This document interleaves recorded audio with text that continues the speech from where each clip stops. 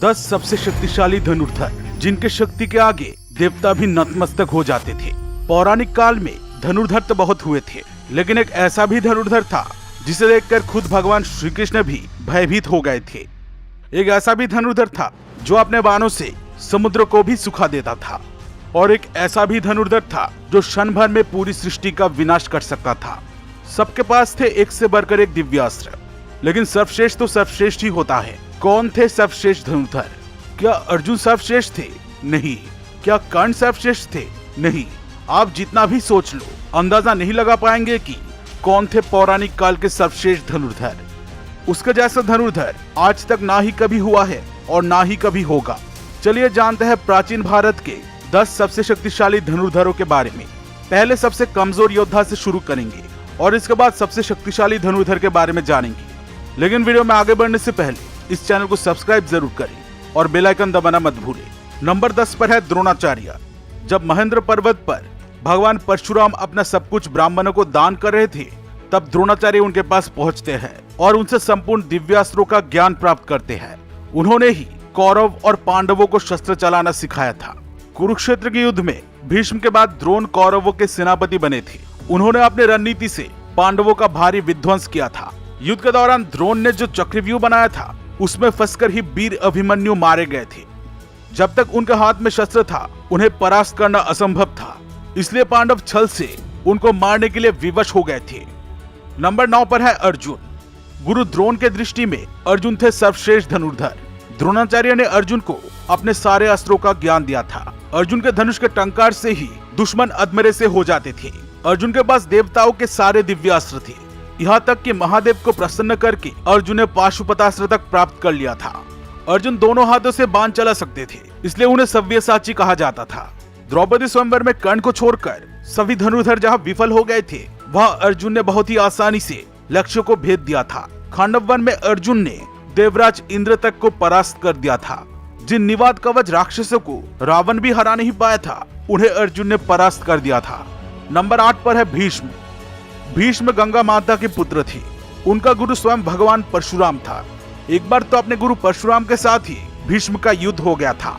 युद्ध में भीष्म और परशुराम जी एक दूसरे पर महाविनाशकारी अस्त्र शस्त्र चला रहे थे, लेकिन इस युद्ध का कोई परिणाम नहीं निकल रहा था।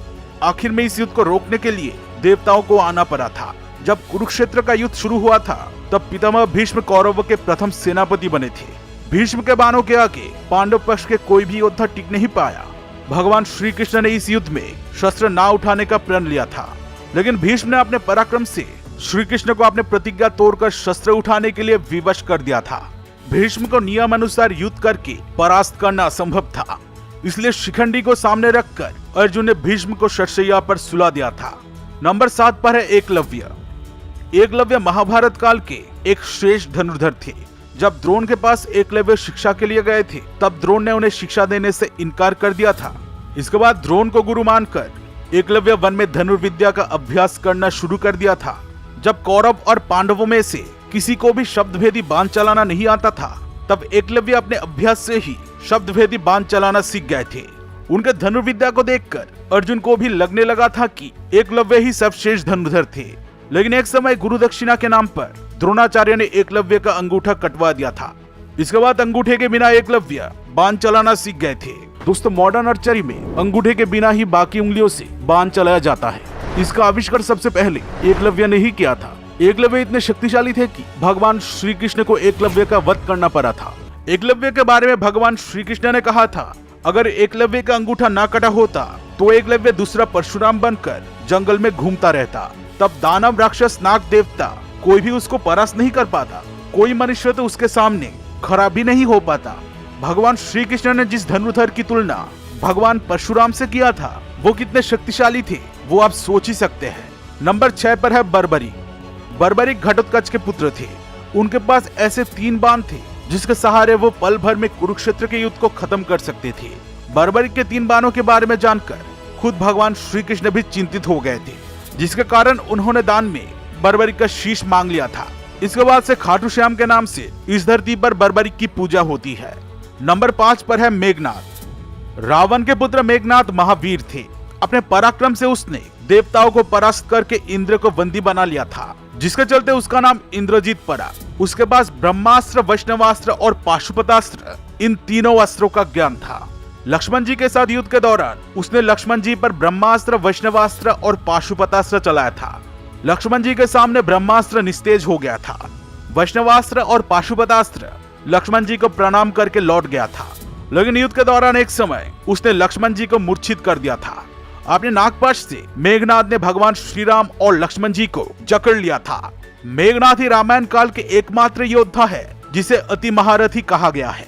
नंबर 4 पर है कर्ण। सूर्यपुत्र कर्ण महाभारत काल के एक ऐसे योद्धा थे जिनके पास ऐसे दिव्य कवच और कुंडल थे जिसे किसी भी अस्त्र से भेदा नहीं जा सकता था। इसलिए युद्ध से पहले देवराज इंद्र ने छल से कर्ण का कवच और कुंडल छीन लिया था।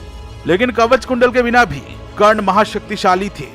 अंतिम युद्ध में जब कर्ण और अर्जुन का आमना सामना हुआ था तब कर्ण ने 11 बार अर्जुन के गांडीव धनुष के प्रत्यंचा को काट डाला था। अर्जुन के ब्रह्मास्त्र को कर्ण ने साधारण बाणों से ही काट डाला था। इस युद्ध के दौरान कर्ण ने अपने सर्पमुख बाण से अर्जुन को लगभग मार ही डाला था। अगर भगवान श्री कृष्ण तब अर्जुन की रक्षा न करते तो अर्जुन कर्ण के हाथों जरूर मारे जाते। जब तक कर्ण के हाथ में शस्त्र था तब तक कर्ण को किसी तरह परास्त नहीं किया जा सकता था। इसलिए जब कर्ण निशस्त्र थे तब अर्जुन को छल से कर्ण का वध करना पड़ा था। नंबर 3 पर है लक्ष्मण जी।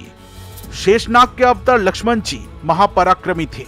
उनके रेखा में ही इतनी शक्ति थी कि रावण भी उसे पार नहीं कर सकता था। शास्त्रों के अनुसार वो एक श्रेष्ठ धनुर्धर थे। रावण के महाबलशाली पुत्र इंद्र को परास्त करने वाले इंद्रजीत का वध वही कर सकते थे जिसने 14 साल तक सोया ना हो, जिसने 14 वर्ष तक किसी स्त्री का मुख ना देखा हो, जिसने 14 साल तक भोजन ना किया हो। वो और कोई नहीं लक्ष्मण जी ही थे और उन्होंने ही मेघनाद का वध किया था। रावण के शक्तिशाली पुत्र अतिकाय का वध भी लक्ष्मण जी ने ही किया था। युद्ध के दौरान एक बार लक्ष्मण जी ने रावण को मूर्छित तक कर दिया था। नंबर 2 पर है भगवान श्री राम। भगवान विष्णु के अवतार मर्यादा पुरुषोत्तम महावीर श्री राम के शक्ति का कोई अंत नहीं था।